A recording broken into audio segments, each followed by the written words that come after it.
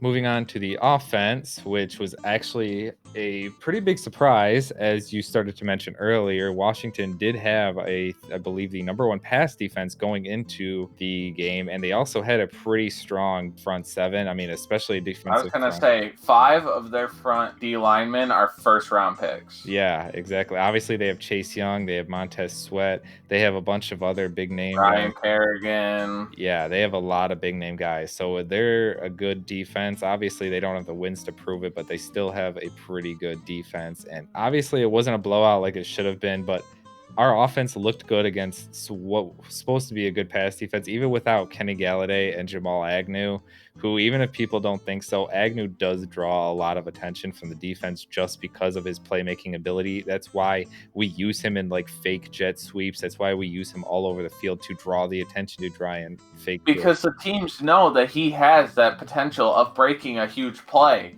Mm-hmm. So when he's in, they're like, oh, are they going to do some kind of trick play? Are they going to do a jet sweep? Like, so he is going to draw that attention.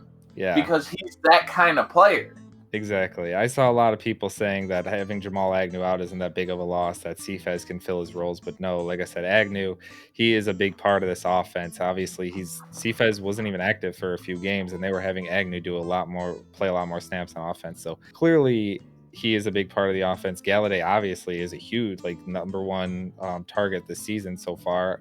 I don't know if that's the same since he's been out. I will say Marvin Jones has stepped up in these last couple of games without Kenny. Yeah, again, Marvin Jones has stepped up. He stepped back into his role, and I think Kenny just kind of overtook him and his thing. That's why he wasn't getting the numbers and yards that he wanted, because Kenny was there. But yeah, again, with him, with Kenny Galladay and Jamal Agnew out, we still spread the ball all over the field. There were tons of people catching the balls. Hawkinson, even though he was hurt, still caught a few balls. And then, like you said, Marvin Jones stepped up really big. Even our O-line played really well. Yes, they did. I was going to make a comment about that. Our O-line played really well. Yes, like we just mentioned, against a really good defensive lineman. Decker and Ragnow are both playing at all-time All-Pro levels right now. And Jonah Jackson, too. Yeah, Jonah Jackson's looking good. Crosby is getting a lot better, too. I think he had a 77% overall, which I correct me if I might be wrong on this, but I think that's his highest overall pass grade of the season so far, according to PFF. Again, it comes to the same thing. When it comes down to play calling, once we got that lead, it looks like we just let up off the gas because we were so aggressive in the first half with all these aggressive play calling. Like, it looked like Bevel was actually switching it up. He wasn't just doing the same old vanilla crap. But then in the second half, once we got a lead, it was just run, pass, run, pass, 3rd and out, 3 and out, 3 and out. It's like, it just, and again, I don't know if this comes back to Patricia. Like we said, is it Patricia who is trying to tell them to pull off the gas and like just slow down, be more conservative, and be more vanilla? Or is this Undlin and Bevel's play calling? Is this how they are? But again, I'm not really sure what it comes down to. The biggest thing that we can take away from yesterday, which we already knew from earlier in the season, but DeAndre Swift is a dude.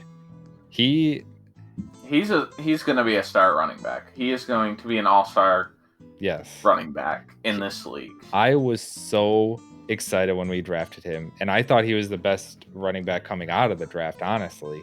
When we drafted him, I was jumping up and down. I was so excited. And I mean, there's still a lot of time to decide that between who's the best back, but he definitely made his presence felt yesterday. And again, it was against the Jaguars that he had the breakout game before. It's just, if the Lions would have been using him like this from the start, he would have way more games like this, and who knows how many more victories we would have because of it. He carried the ball 16 times for 81 yards yesterday and added a reception touchdown as well. He was averaging 5.1 yards per carry yesterday, which obviously also speaks volumes to our offensive line as well. They did a great job.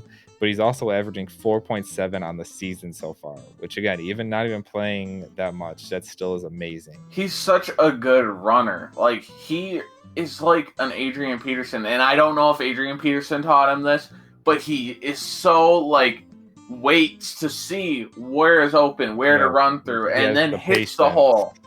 Yes, and then hits the hole and goes and is able to go past the line, able to make defenders miss, hurdle the guy. Like, Swift is going to be an all-star running back in this league. Oh yeah, in the future. He is There's no doubt about it. If the Lions decide to rebuild, he is, like I said, a huge building block that we're going to have to keep. And we're I know you don't really pay running backs that well, which we still have 3 to 4 years to decide if we have to pay him a huge contract. But again, so far it's looking like he's going to earn a really big deal. And I think that the Lions should keep him around for a long time. Yeah, he just looks amazing. Like you said, he looks like a left. And he's the perfect running back. He can run the ball, but then can also receive the ball and catch the ball and do that. So he's not just a running back, and he's also not just a receiving back, which that's been the Lions' problem. We've either had one that can only run the ball and can't really catch, or one that can only catch and can't really run. So having one that can do both is just so much better for your offense, because then when he's in, the defense are like throwing it, are they running it? Like, you confuse them. That's been the biggest thing for Stafford's entire career. I've always said, give him an offensive line, give him a running back, and he will win you a Super Bowl.